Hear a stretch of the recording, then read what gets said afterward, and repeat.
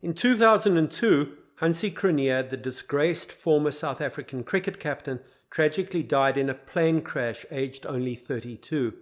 I was on tour in early 2000 in India, where Cronje played his last 2 matches for South Africa, after which the match-fixing scandal emerged. This is the inside story of Hansie's fall from grace. Welcome to the Luke Alfred Show. I have 30 years of experience on the front lines of sports journalism, covering some of the biggest games in cricket, rugby, the FIFA World Cup and even the Olympic Games. Come and join me as we learn about the greatest sports stories you've never heard. I'm Luke Alfred and welcome to the show. Hansie Cronje was accused of accepting money from bookmakers in India to throw cricket matches. At first the allegations were denied by Cronje, but soon it became clear that there was more to this story than met the eye. Hansie was found guilty of match fixing, which brought his professional playing career to an untimely end. In 2019 I met Hansie's sister, Hester, to learn the truth behind her brother Hansie, the former golden boy of South African cricket. The following is an extract I wrote from my book, Vuvuzela Dawn. This is the real story of Hansie Cronje. The days of 22nd and 23rd of January 1988 were not auspicious ones for the Cronje brothers, Hansie and Frans. Just out of Grey College in Bloemfontein, Hansie made his debut for Orange Free State in a Currie Cup fixture against Transvaal, with his brother playing only his 4th first-class game for the province. At the Wanderers, they faced a Transvaal attack led by the Barbadian Rod Estwick, with Clive Rice tucking into his slipstream. The match was over in 2 days. Both Transvaal pacemen had a touch of the thug about them, and they were none too sentimental about a group of upstart Afrikaners who had strayed onto the wrong side of the Boerewors curtain. France made 1 and 4, while Hansie's first innings 2 was improved upon in his second dig, when he scraped 16 in 2 hours. Quote, "The Cronjes didn't do that badly," says Gordon Parsons, of a side who recently been promoted to A-section cricket. Free State managed 160 odd in the first innings and got bowled out for 51 in their second. Hansie top scored in the second innings, if I remember correctly, and the next best score was that of Corrie van Sales. Parsons, an Englishman, wintered regularly in South Africa and had met Hansie for the first time the previous season at the Ramblers Nets in Bloemfontein. He was impressed by the youngster's willingness to learn, remembering that Hansie immediately asked him how he'd get him out. Parsons replied that because Hansie was a little rigid at the crease, he'd bowl on 4th stump, moving it away, and his guess was that the youngster would go at it with hard hands.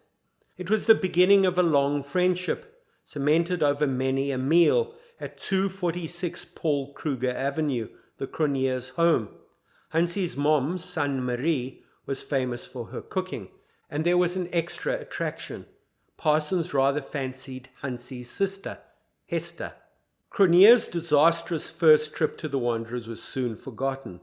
Although he struggled, sometimes badly, in first-class cricket, he took to the limited overs game like a ball of pup to a fishing hook.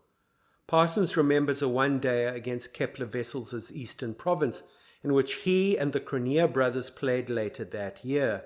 Wessels had said some mildly disparaging things about Orange Free State in the press, and it riled the visitors to St. George's, who were sensitive about being dismissed as a soft touch. There was more. Wessels was 12 years Cronje's senior at Grey College, and had recently returned home after playing 24 tests for Australia. Wessels had beaten a path to the summit of the game and had done so on his own terms. Cronje idolized him. Taking honours against Kepler's EP would be just the thing. Quote, "We were bowled out for 180 odd in our 45 overs, recalls Parsons with a chuckle. We then ran out Mark Rushmere and Philip Am went early.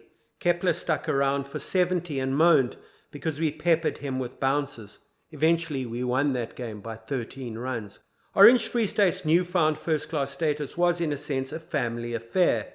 While the young Cronje brothers were struggling to tame Estwick on a spicy Wanderers deck, their dad, Evie, and others had campaigned tirelessly for Orange Free State to take what they believed was her rightful place amongst the traditional domestic powerhouses of the South African game.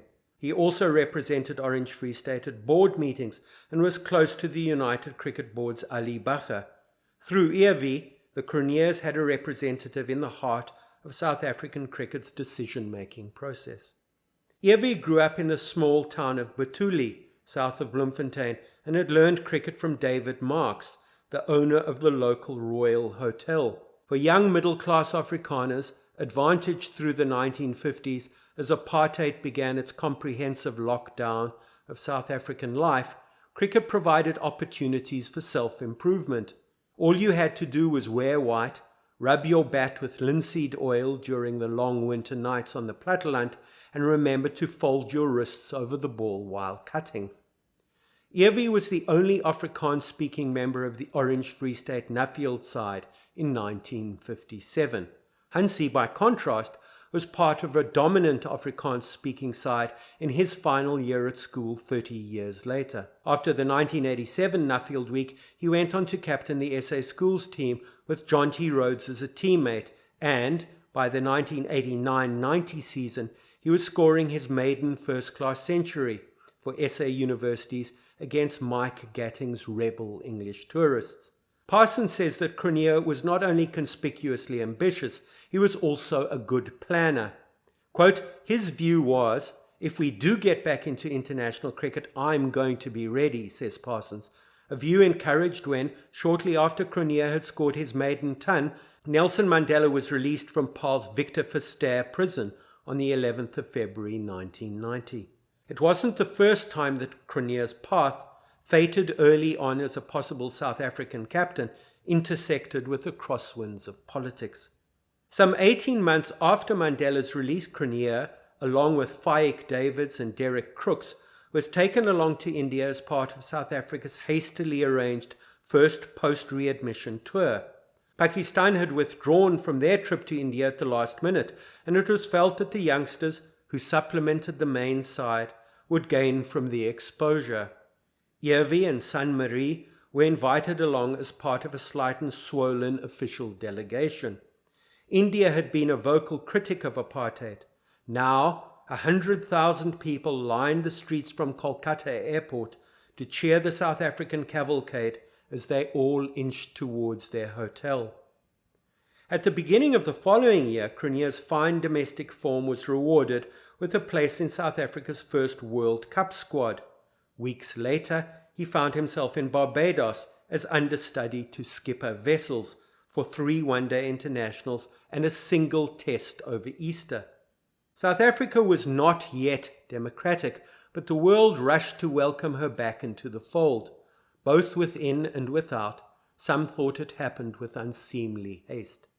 Quote, nobody ever doubted for 1 second that Hansie was the right choice for captain, Cronje's former headmaster, Andre Volsteert, told a BBC Panorama documentary in 2008, and so it came to pass. With Wessels suffering from a hand injury, Cronje took over the captaincy when the team was in Australia in 1993-94, with the South Africans memorably winning the Sydney Test. The full-time captaincy wasn't his, but it was only a matter of time. Wessels remained captain for the Tour of England in 1994, the first to England since readmission. Matters began on a high note of new flag-draping emotion with a thumping win at Lord's. Old soft hands, Peter Kirsten, scored a century in the drawn second test at Headingley, but matters literally headed south at the Oval when Fanie de Villiers struck Devon Malcolm's flush on the helmet, an affront to which he didn't take kindly. Quote, don't ask me that, you guys are dead, was Malcolm's response to Alan Donald's question about whether Malcolm was all right, as he went on to fell the South African batsmen like skittles. Malcolm took 9 for 57 in the South African second innings, England winning the test and so squaring that particular series. Cronje had a miserable time in England. His dismissal to Malcolm in the second innings at the Oval in the third test was a case in point. He was too late on the shot, bowled by a delivery that beat him for sheer breathtaking pace. The selectors were suddenly worried. Out of his comfort zone in England, Cronje looked troubled. Was he the right man to take over from Wessels? They dealt with their unease about Cronje and others, such as Andrew Hudson, both adroitly and with a touch of expedience, by sacking Mike Proctor, the coach. By the time the team toured again, playing in the Wills Triangular in Pakistan with hosts in Australia, a new gaffer was driving the team bus. His name was Bob Woolmer, and he was a man for whom the word soapeel could have been invented. Having grown up in Kent, he had relocated to Cape Town in the 1980s after having played 19 tests for England. An assiduous thinker about the game, Woolmer interviewed better than his rivals and brought best practice and creativity to the job, qualities Proctor conspicuously lacked.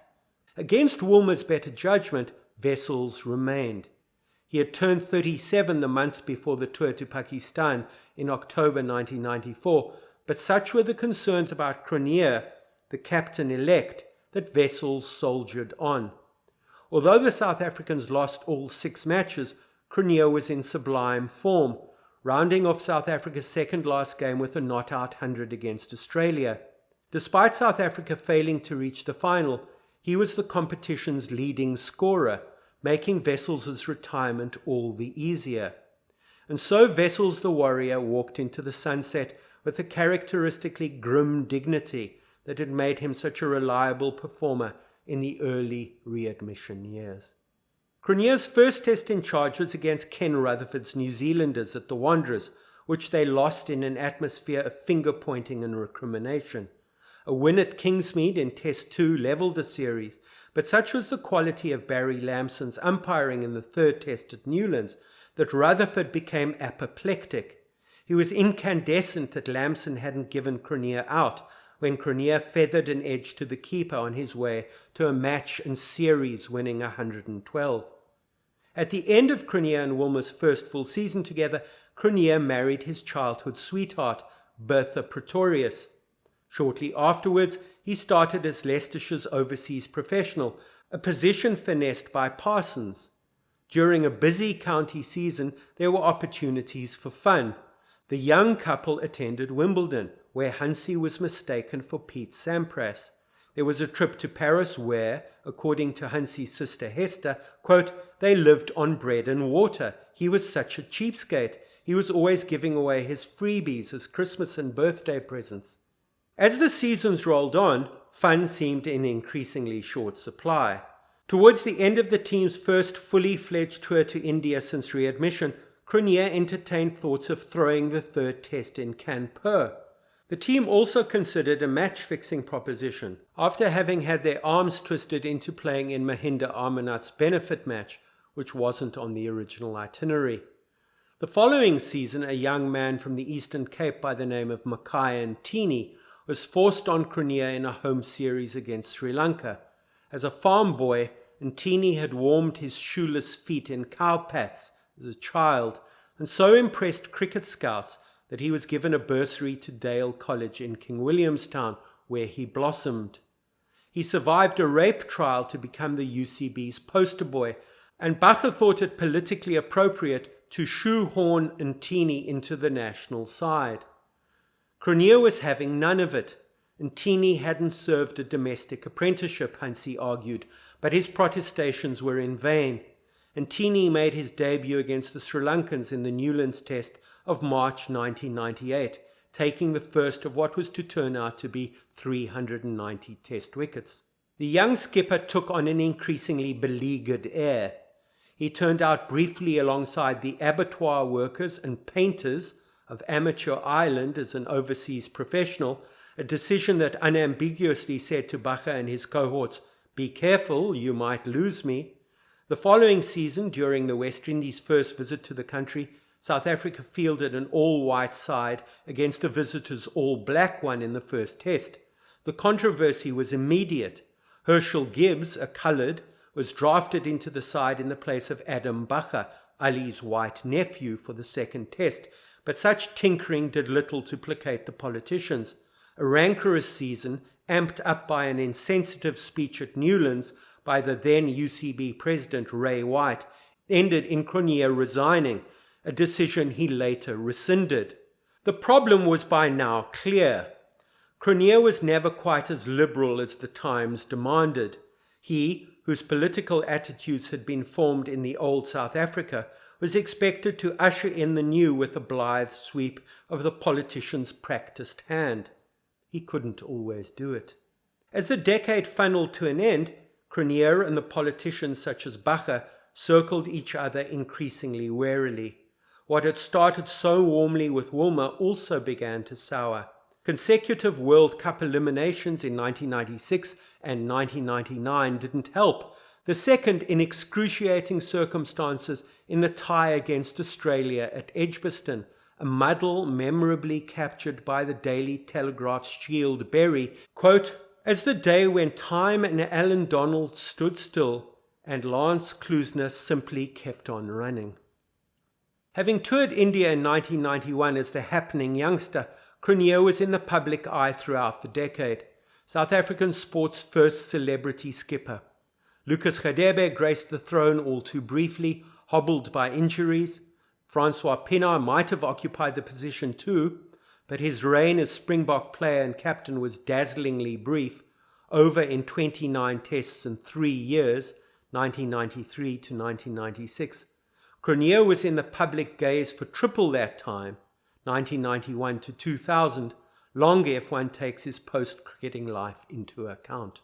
It was a time during which Afrikaner politicians retired almost completely from the public realm. Into the vacuum flowed Afrikaans-speaking sportsmen and public intellectuals such as Max du Preez and Hansie Cronje. Cronje became the go-to man for young and old Afrikaners alike.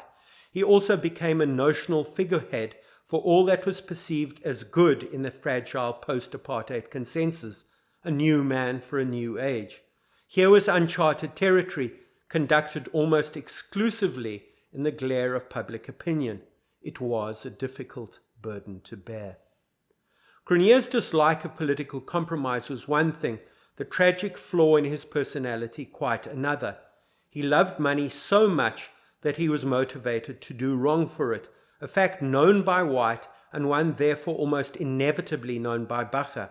Not enough was made of the flirtation with easy money during the Cannes-Per test in 1996 ahead of the Amarnath benefit match, not initially scheduled, and hastily tacked on to the end of the punishing tour without the players' consent.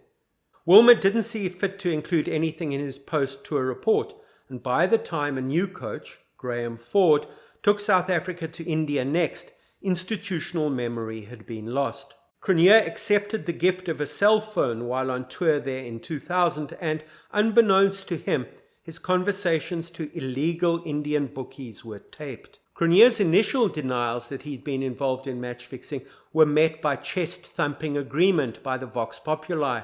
Then a handwritten confession and a teary press conference in Durban in April 2000 ahead of an ODI series against Australia. The bookie, Marlon Ehrenstam, who had waltzed into Cronje's hotel room during the last test of the home summer against England before the Indian tour, thought Cronje had been pressured into blinking first. The Indian police had no transcript. Quote, "It was his word against theirs. He needed to ride it out," said Ehrenstam. Instead, Cronje unravelled. It became apparent that the idea for each side to forfeit an innings at Centurion against England was not his, but was Ehrenstam's, an act of audacity for which Cronje received 50,000 rand and a leather jacket for Bertha. While in India weeks later, he was receiving upwards of 50 to 60 cell phone calls and text messages a day, as he jokingly floated the idea of underperforming in a test with Lance Klusener, Mark Boucher and Jacques Kallis. Later in India, with a 5-match ODI series already lost, he conspired to involve Gibbs and Henry Williams in underperforming in the 5th ODI in Nagpur. Ever the charming Loskop, Gibbs forgot the instructions. Williams injured himself and couldn't complete the second of his 10 overs. Ironically, South Africa actually won the match, but lost the ODI series 3-2. Cronje's confession prompted the King Commission, a soap opera replete with pantomime villains, Ehrenstam, feisty public prosecutors, Shamila Batoy, and comically unreliable witnesses, Pat Simcox and Darryl Cullinan. Judge Edwin King had begun proceedings by striking the appropriate high note, telling Cronje that, quote, "the truth shall set you free," close quote. But with hindsight, we see that the Commission's intention was palliative.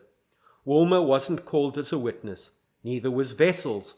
White, who had a sometimes tetchy relationship with Bacher and was therefore less likely to quote his answers, would have proven invaluable in answering questions. It would have been illuminating, for instance, to hear his answers about the lost 1996 tour report to India. All this was conducted in the deforming glare of the television cameras, a place Cronje had occupied, on and off, since his first tour to India in 1991. Essentially an outlier, apartheid-educated, Afrikaans-speaking, from South Africa's most maligned province, Cronje was not only ill-equipped for the diplomacy demanded by the times, he was also the country's most scrutinized celebrity sportsman. The pressures he faced were unique, the erosion slow and cumulative. By the end, he was lost in a moral wilderness, having breakfast with Arenstam the bookie and his son on the morning of a test, entertaining thoughts of corrupting the match. Cricket, a sport of boundaries both actual and moral, had, under Cronje's perverting touch, revealed itself to be effectively boundaryless, a moral degree zero. Quote, "When I told my friends about having breakfast with Hansie, they couldn't believe it," said Arenstam, and neither could we.